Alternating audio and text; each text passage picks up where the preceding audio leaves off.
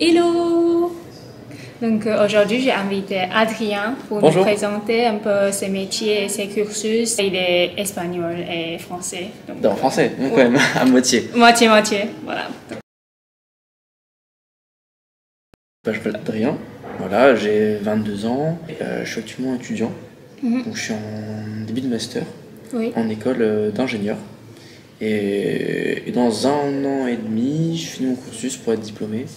Et après, je sais pas, on Tu vas verra ce que... commencer la vie active. La vie active, c'est ça. Ouais. Et maintenant, on va passer à la première question. Première question. Oui, donc pourquoi tu as choisi EPF comme ton école? Alors, en fait, c'était dès le lycée, on commence un peu à chercher un métier un peu à faire. Ouais. Et moi d'abord, j'étais un peu entre tout ce qui était commerce Oui. et école d'ingénieur. Et en fait, à force de faire un peu des rencontres auprès des écoles, et même un professeur qui m'a conseillé l'EPF, D'accord. justement, dans les différentes journées portes ouvertes. Oui. Et en fait, ce que j'aime bien avec ingénieur, c'est pas un métier, Oui. mais en fait, ça te donne accès à des métiers qu'on appelle des métiers d'ingénieur. D'accord. Et en fait, c'est très très très vaste. Il y a énormément de possibilités. Et vu qu'en sortant de lycée, j'étais pas encore très sûr de quel type de métier ou de secteur je voulais faire, en fait, d'un côté, c'était une manière de me dire que j'avais tout un panel de portes qui restaient encore ouvertes. D'accord. Et l'école que j'ai choisie, donc EPF, école d'ingénieur, est une école qui est généraliste. Donc à la fin des 5 ans, parce que c'est une école post-bac, mais qui est aussi ouverte à ceux qui ont fait une prépa, à la fin des 5 ans, j'obtiens un diplôme d'ingénieur généraliste qui me permet en fait de pouvoir aller dans n'importe quel type de secteur. Parce que en étant généraliste, j'ai fait des projets qui allaient vraiment, qui me permettaient de toucher à un peu tout. Oui, c'est vrai. Et en fait, à chaque fois, ce qu'on fait, c'est qu'on te donne la base pour qu'après, dans le métier que tu fais, tu puisses développer tes propres connaissances sur le sujet. Ok, je vois. Et après, tu voulais faire, genre, par exemple, ingénieur aéronautique ou tu ne sais pas encore? Là, avec la crise Covid, l'aéronautique, c'était un peu compliqué. Oui, c'est vrai. Moi, je suis plus... là, c'est plus avec mes stages que j'ai pu voir quand j'étais beaucoup plus dans le bâtiment. BTP. Dans le BTP, parce qu'en fait, tu participes à un projet, tu as énormément de gens qui travaillent, et tu vois après le bâtiment se construire pas à pas.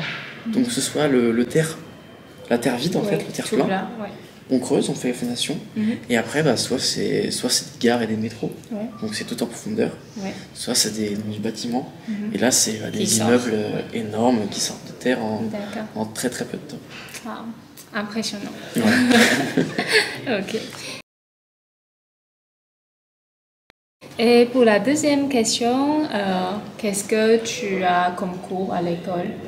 Alors nous, en tant qu'école généraliste, on a déjà des maths, c'est le principal, tu es obligé de passer par les maths.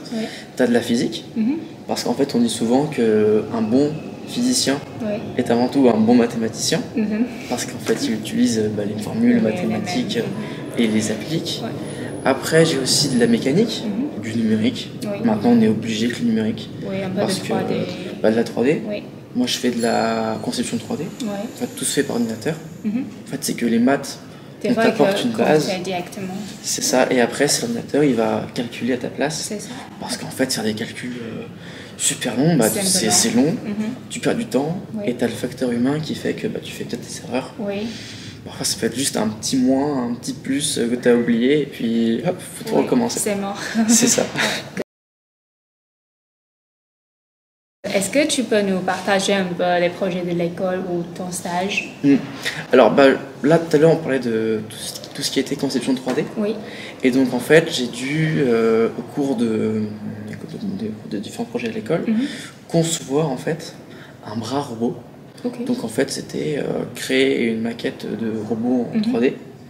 Et ensuite, à partir des mesures qu'on avait avec le logiciel, il fallait calculer la force que pouvait donner le bras.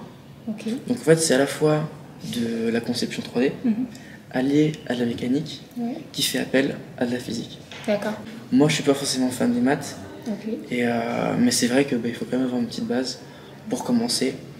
Et après, vu que sur le monde du travail, tout se fait par ordinateur, en tout cas pour la plupart des métiers, là c'est un peu plus calme. Plus calme.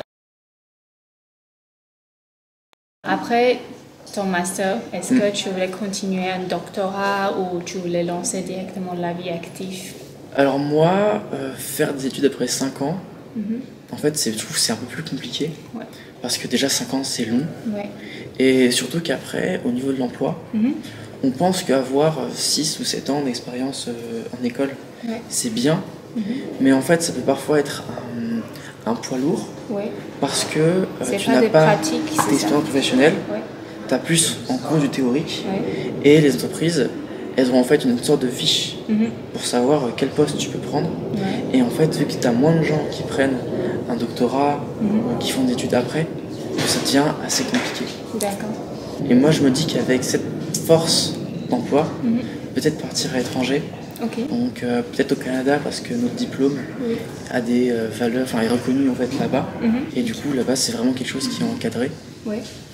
Et j'aimerais aller là-bas, peut-être soit avec mon PFE, projet de fin d'études, qui dure 6 mois pour valider mon diplôme, soit plus tard en prise d'emploi, soit par un poste à plein temps ou en contrat à temps déterminé, soit un VIE. En fait, un VIE, c'est un volontariat international en entreprise. Et ce qui fait, c'est que ça te permet, enfin, t'es accompagné pour aller dans le pays de ton choix. La France, en fait, va te financer tes études, ton VIE, en donnant directement de l'argent à l'entreprise qui te prend. Et en fait, t'es payé. La question suivante, pourquoi tu as choisi ce métier? Alors en fait, je reviens un peu à ce que j'ai dit au début, c'est vraiment, tu as énormément de domaines. En plus, en étant généraliste, tu parles avec tout le monde, que ce soit des ingénieurs spécialisés donc en aéronautique, dans le bâtiment, dans le numérique. En fait, tu viens faire un peu le lien entre tout ça, parce qu'ils parlent pas un peu la même langue. Et même parfois avec les techniciens, tu peux un peu les encadrer pour avancer conjointement dans le projet. Je vois. Quel type de personnes recommandes-tu de rejoindre dans le métier d'ingénierie? Alors en soi, dans l'ingénierie, je dirais que le premier truc élémentaire, on va dire, c'est d'être curieux. Toujours vouloir un peu chercher pourquoi est-ce que les choses sont faites comme ça. Moi à la base, en fait, on utilise tout le temps nos téléphones. Qu'est-ce qu'il y a dans le téléphone? Qu'est-ce qui se fait que ça marche? Bon, derrière c'est très compliqué et en fait j'ai pas continué à chercher pourquoi. Mais en fait c'est vouloir chercher comment ça marche. Je pense que c'est essentiel. Et après c'est vouloir participer à des projets. En fait si on donne un peu une valeur à ce qu'on apprend, en fait comme tout métier, mais c'est surtout cette curiosité de voir comment sont faites les choses, comment est-ce qu'on conçoit les choses. Est-ce que tu peux nous raconter 3 avantages de ton métier? Alors en gros, ce qui est bien avec ingénieur, même peu importe le type d'ingénieur, c'est qu'on s'ouvre à énormément de métiers différents. En fait, on a juste une base et après on peut vraiment évoluer dans plusieurs secteurs, plusieurs projets. Ensuite, tous ces projets, ça fait rencontrer beaucoup de personnes. Donc échanger avec eux, chacun en fait apporte un peu son expérience, sa connaissance pour découvrir de nouvelles choses. Et vu qu'il y a beaucoup de choix, c'est aussi une sûreté de l'emploi. Là en ce moment... Jamais de chômage. C'est dans des secteurs. L'aéronautique en ce moment avec la crise Covid, c'est un peu plus ralenti. Mais là où je suis, que ce soit le BTP ou même le numérique, c'est toujours en train d'évoluer. Toujours en train d'évoluer, toujours des gens qui bougent. Donc dans ces emplois-là, on est sûr de trouver de quoi au moins nous faire plaisir avec ce métier-là. Est-ce que tu as des mots à dire aux jeunes, aux lycéens ou aux parents? Alors tout à l'heure, je vais parler des maths. Faut pas en avoir peur. C'est seulement 2 années, ça va. Mais en fait, si on a vraiment la motivation d'y aller et l'envie en fait de pouvoir évoluer dans un cadre vraiment spécial, il faut pas hésiter à aller au-delà de ses rêves et continuer en fait. C'est ça, ne pas lâcher. C'est surtout pas lâcher. Voilà. Merci Adrien pour aujourd'hui de nous partager ces métiers et ces cursus. Au revoir.